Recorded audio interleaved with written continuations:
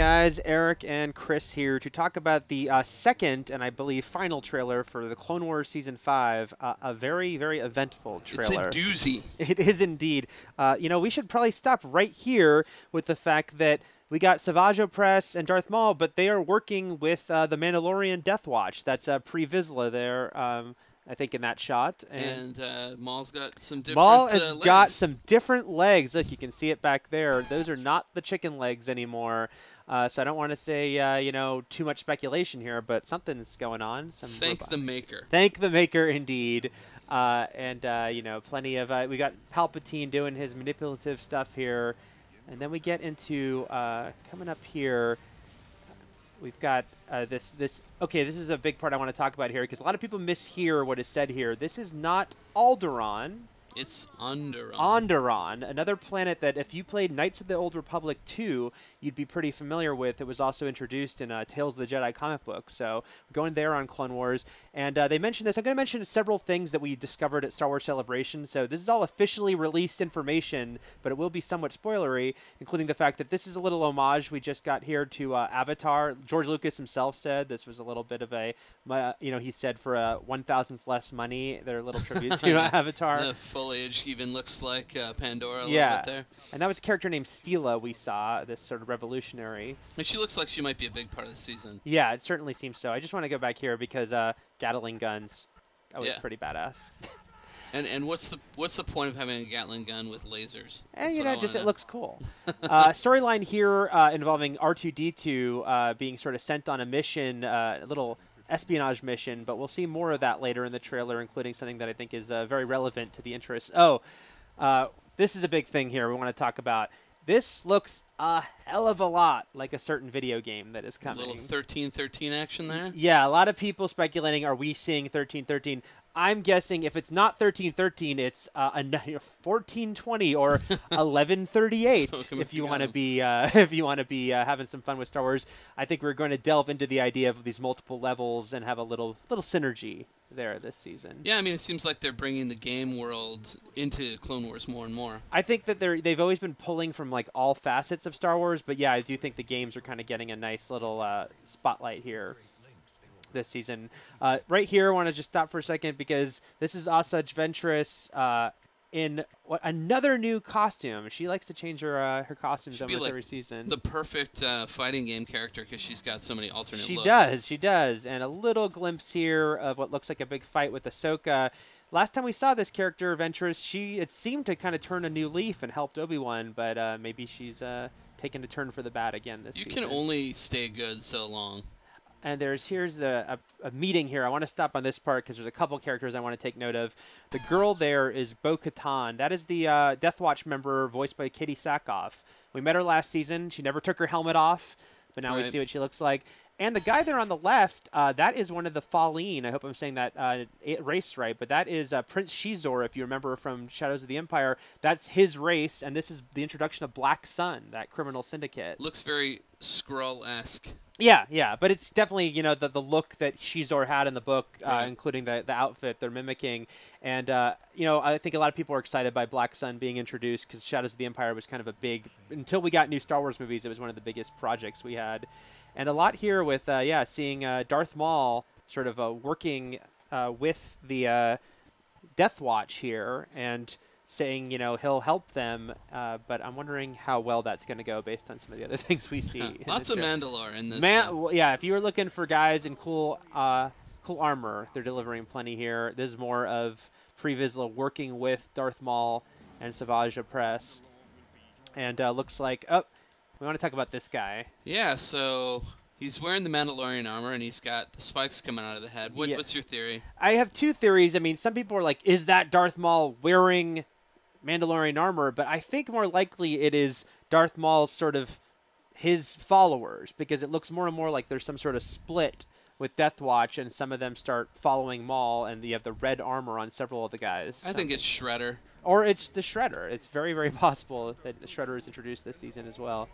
I'm trying to figure out who that guy is. That Anakin or someone else? No, maybe not. No, I don't think it is. We got some sort of tentacle sort of dreads going on there, but that guy is in duress. Obi-Wan versus Savage Opress happens there, And we'll stop here for a second because this is a big gathering of Jedi going on, and we're going to get a glimpse a little bit later at that moment. You'll see my main man, Kit Fisto, in the background with his meat dreadlocks. This is an awesome shot there. That, too. There's, like, just all-out Mandalorian war going on here. I feel like as these seasons have progressed, this show has gotten so much more detailed. Definitely. I mean, they talk about that a lot, too, the fact that, you know, just, you look at sort of everything going on in these shots, and it is, every little section of that frame is filled.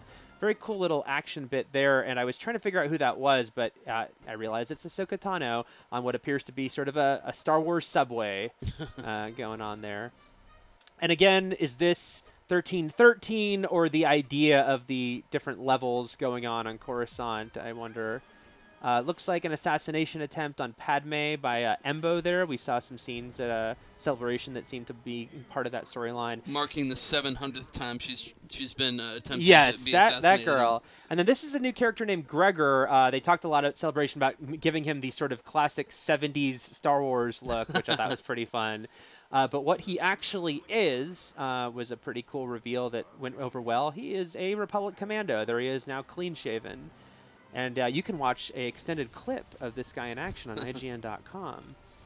Yeah, so much cool action in this trailer. Yeah, there is a lot going on, including Anakin not being very nice to this guy. This is Rush Clovis, Padme's old romantic interest we met once before, and apparently things don't go very well when he returns. You can start to see the sort of Sith coming out in him a little bit. Yeah, and I do wonder, we were talking about Ventress here, and the fact that, maybe, she turned over a new leaf last season. She isn't killing these clone troopers, I noticed. She's disarming them, but not killing them. And, she's kind of working as a bounty hunter, so I think maybe she's still trying not to be too bad. And Obi-Wan in some Mandalorian armor. Yeah, we should definitely talk about that. In the red armor, too. The red armor, so exactly, what's going on, how he got there, don't know. Although everyone looks good in that armor, I will say that. I'm going to get me some. Yeah, and again, this is Clovis there with Anakin not seemingly having very good intentions for him. That's Satine there with Obi-Wan trying to rescue. Oh, we should go back here. This is the scene I was talking about earlier with all the Jedi gathered. I believe that's at least 2, but probably 3rd on the far right there. I think he just already went, he or she. A bunch of dead Jedi, it looks like. So... this is how they bury Jedi. Yeah, there was some chalk art done at Celebration saying who will fall with a bunch of characters that could die on Clone Wars because they're not in the movies. And so I feel like there might be some pretty big deaths coming here. And then this is interesting because this is Pre-Vizsla fighting Darth Maul. But we also saw them working together. So I want to know if this is they meet, they fight, then they team up, or this is where things turn sour between the two of them. They might pull in Avengers. Yeah, yeah. Except they're bad guys. More of this big fight here. And then leading up to the moment that I will say that the crowd at Celebration lost it at. Because we got Darth Sidious in person. And what's that? Two lightsabers. Yeah, it's badass. It is badass, but not as badass as this, as actually seeing Darth Sidious fighting Darth Maul.